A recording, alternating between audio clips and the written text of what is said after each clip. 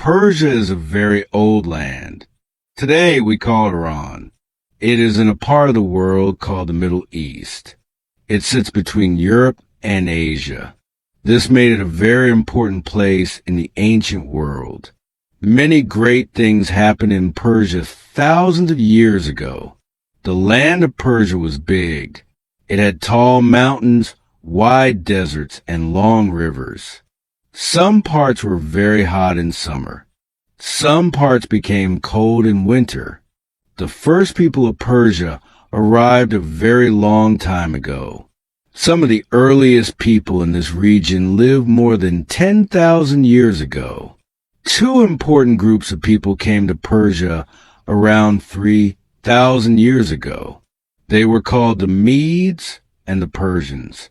Both groups spoke similar languages. They came from a region further north. They moved south and settled in Persia. The Medes settled in the northwest. The Persians settled in the south in a region called Pars or Fars. The Medes became very powerful first. They built a kingdom and ruled much of the land. Their kingdom was called Media. The Median kings were strong rulers. They fought wars and won new land. For many years, the Medes were the most powerful group in the region. The Persians also grew stronger slowly over time. They lived under Median rule at first, but they were learning and growing. They had their own leaders called kings. Soon, a great leader would rise among the Persians and change the world forever.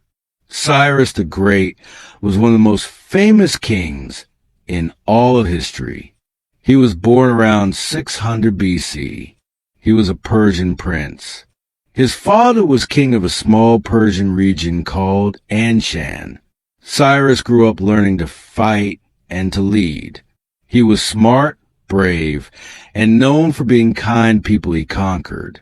When Cyrus became king, Persia was still a small kingdom.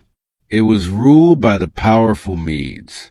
Cyrus did not want to stay under Median control. He rose up against the Median king. His army was smaller, but Cyrus was a very clever leader. He won the war. He took control of the Median kingdom. This was a huge moment. Cyrus was now the king of both the Medes and the Persians. But Cyrus did not stop there. He kept moving and conquering. He went west and defeated the kingdom of Lydia. Lydia was a rich land in what is now Turkey. Its king was named Croesus. People said Croesus was the richest man in the world. Cyrus defeated him and added his land to the empire. Then Cyrus moved south. He defeated many more kingdoms and tribes. His empire kept growing. One of his most famous victories was against the great city of Babylon. Babylon was one of the most powerful cities in the world at that time. Cyrus took it in 539 BC without a big fight. The people of Babylon actually welcomed him inside the city gates. Cyrus was very different from other conquerors of his time. He treated the people he defeated with respect. He let them keep their own religions and customs. He freed thousands of people who had been kept as slaves in Babylon and sent them home. Because of this great kindness, many people across the empire loved him. He became known as Cyrus the Great and the father of Persia. After Cyrus the Great died, his son Cambyses became king. Cambyses was a powerful ruler, but he was very different from his father. He was harsh and sometimes cruel to the people around him. Still, he made the Persian Empire even bigger. His biggest achievement was conquering Egypt in 525 BC. Egypt was one of the oldest and most powerful civilizations in the world. It had great pyramids, large temples, and a strong army. But Cambyses defeated the Egyptian forces at a battle called Pelusium. Persia now controlled Egypt. The Persian Empire had become one of the largest empires the world had ever seen. After Cambyses died, a great king named Darius took power. Darius was not from the direct royal family, but he was a strong and very wise leader. He fought off other men who wanted to be king. Then he got to work organizing the huge empire properly. The empire was now enormous. It stretched from Egypt in the west all the way to the borders of India in the east. It included many different peoples, languages, and cultures. Ruling all of this was very hard. Darius created a smart system to keep things under control. He divided the empire into regions called satrapies. Each region had its own governor called a satrap. The satrap collected taxes and kept order in his region. He reported back to the king regularly. This system worked very well. It kept the empire stable and made sure the king knew what was happening everywhere. Darius also built great roads across the empire. The most famous was called the Royal Road. It stretched about 2,700 kilometers long. Messengers on horses could travel this road quickly. This helped the king send messages and orders across the empire fast. It also helped trade flow easily between different parts of the empire. Darius the Great was one of the best kings Persia ever had. He ruled from 522 BC to 486 BC. He was not just a warrior who liked fighting. He was also a builder, a thinker, and an organizer. He worked very hard every day to make his empire fair, strong, and well run. One of the biggest things Darius did was create a fair system of law. He made rules that applied to everyone in the empire. Rich people and poor people had to follow the same laws. Judges were placed in different parts of the empire to make sure the law was followed. This gave people more trust in their government and made daily life more stable. Darius also created a system of money. Before this, people traded goods for other goods. If you had wheat but needed cloth, you had to find someone who had cloth and wanted wheat. With Darius's coins made of gold and silver, buying and selling became much easier. Trade grew faster and stronger across the whole empire. Darius built many great buildings. His most famous project was the royal city of Persepolis. This was a grand city full of large palaces, great halls, and beautiful stone carvings. Leaders from all over the empire came to Persepolis to pay respect to the king. It showed the power and wealth of Persia to the whole world. Building the city took many years, and workers came from many parts of the empire. Darius also tried to conquer Greece. He sent a large army across the sea. The Persians and Greeks fought at a famous place called Marathon in 490 BC. Surprisingly, the smaller Greek army won. The Persians had to return home. This loss shocked Darius greatly. He planned to send a much bigger army to Greece, but he died in 486 BC before he could do so. After Darius died, his son Xerxes became king. Xerxes wanted to finish what his father had started. He wanted to conquer Greece and punish the Greeks for defeating Persia at Marathon. He built one of the biggest armies the ancient world had ever seen. He gathered soldiers from every part of his vast empire. Xerxes also built a bridge made of boats across a narrow strip of sea to move his army into Europe. This was a truly remarkable achievement. No one had ever done anything like it before. His army marched into Greece with enormous power and confidence. The Greeks were much smaller in number, but they were brave and very clever fighters. At a narrow mountain pass called Thermopylae, a small Greek force tried to slow down the huge Persian army. 300 Spartan soldiers, led by their brave King Leonidas, held the pass for 3 full days. They fought with incredible courage, but they were eventually surrounded and all killed. The Persians continued their march south. Xerxes marched into Athens and burned the city to the ground. It seemed like Persia was about to win everything. But then came a great sea battle. The Greek and Persian navies fought near an island called Salamis. The Greek ships were smaller, but much faster. They used clever tactics in the narrow water. The huge Persian navy was badly defeated, and many ships were sunk. Without his ships, Xerxes could not supply his enormous army. He returned to Persia with part of his force. The army he left behind was defeated the following year at a battle called Plataea.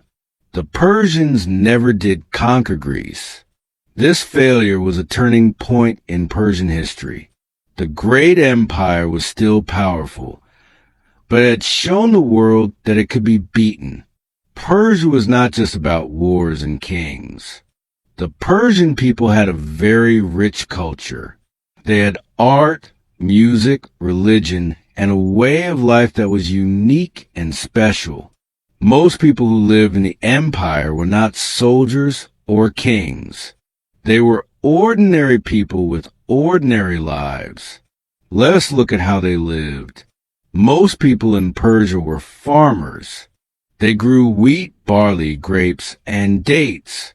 They raised goats, sheep, and cattle. Farming was hard work, but it fed the whole empire. Some people were skilled craftsmen. They made pottery, jewelry, rugs, and metal tools. Persian rugs were famous even in ancient times. They had beautiful patterns and bright colors, and people from other lands were happy to buy them. Religion was very important to the Persian people. The main Persian religion was called Zoroastrianism. It was started by a holy man named Zoroaster. He taught that there was one great god of goodness called Ahura Mazda. There was also an evil force in the world called Ahriman. The two were always in a struggle between good and evil. Zoroastrianism taught people to think good thoughts, speak good words, and do good deeds. These were simple but powerful ideas. Persian kings built beautiful cities with grand palaces. The walls of Persepolis were covered in carved stone pictures showing soldiers, animals, and kings receiving gifts. Persian clothing was colorful. Rich people wore fine fabrics with bright colors. Men wore long robes and trousers. Women wore long dresses with jewelry made from gold and precious stones. The Persian people also loved gardens. They created beautiful enclosed gardens with trees, flowers, and flowing water channels. The word paradise actually comes from an old Persian word meaning a walled garden. These peaceful gardens were places of great beauty and rest. After the wars with Greece, the Persian Empire continued for about 150 more years. But problems were growing inside the empire. Some kings were weak. There were arguments and fights over who should sit on the throne. Parts of the empire started to break away. This growing weakness would soon be used by a very powerful enemy from the west. In the 330s BC, a young king from a region called Macedonia in northern Greece came to power. His name was Alexander. He was only 20 years old when he became king, but he was already a military genius. He had been taught by the great thinker Aristotle. Alexander was brave, brilliant, and full of ambition. He dreamed of conquering the whole world. Alexander decided to attack the Persian Empire. In 334 BC, he crossed into Persian territory with a well-trained army. The Persian king at that time was Darius III. Darius had a much larger army, but Alexander was a far better commander on the battlefield. The two great armies fought several major battles. At the Battle of Issus in 333 BC, Alexander won, and Darius had to flee the battlefield. Alexander then moved south, taking land all the way down to Egypt. The Egyptians welcomed him as a liberator. He founded a great city there called Alexandria. Then Alexander moved east again. The two armies met at the Battle of Gaugamela in 331 BC. Darius brought a massive army with elephants and war chariots. But Alexander's clever tactics won again. Darius fled, and soon after, his own men killed him. Alexander marched into Persepolis and burned the great palace to the ground. The Persian Empire that had stood for over 200 years was finished. Alexander was now ruler of it all. After Alexander the Great died in 323 BC, his huge empire quickly fell apart. His generals fought each other over who would rule. The eastern parts of the empire, including Persia, eventually came under control of a general named Seleucus. His kingdom was called the Seleucid Empire. The new ruler spoke Greek and followed Greek ways, but the Persian people still held their own traditions and identity very close to their hearts. After about 150 years of Greek rule, a group of people from northeastern Persia called the Parthians rose up. They were strong warriors and outstanding horse riders. They defeated the Seleucid rulers and took back control of Persia. The Parthian Empire lasted from around 247 BC all the way to 224 AD. That is a very long period of power. The Parthians were not very strict rulers. They let different regions keep their own customs and languages. Trade was extremely important during this time. The famous Silk Road, which connected China with the Mediterranean world, passed directly through Parthian lands. This trade brought enormous wealth into the empire. The Romans tried many times to conquer the Parthians, but always failed. The Parthians were expert fighters who used fast horse archers.